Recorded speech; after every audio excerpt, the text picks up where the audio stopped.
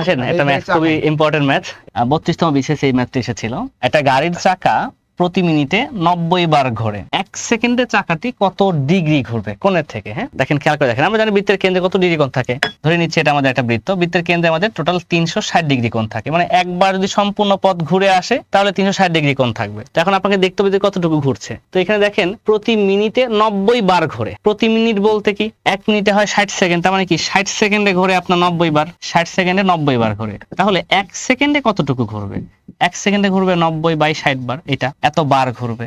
তো অবভিয়াসলি আমরা কাটাকাটি করতে পারি, এখানে 3 × 6 3 × 9, তার মানে 3/2 বার এত বার ঘুরবে।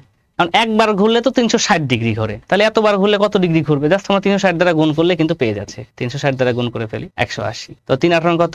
540 ডিগ্রি। অর্থাৎ 1 সেকেন্ডে চাকাটি কত ডিগ্রি ঘুরবে? 540 ডিগ্রি। তো হয়ে গেল উত্তর। হ্যাঁ, এই হচ্ছে আমাদের এই ম্যাথের রাইট অ্যান্সার।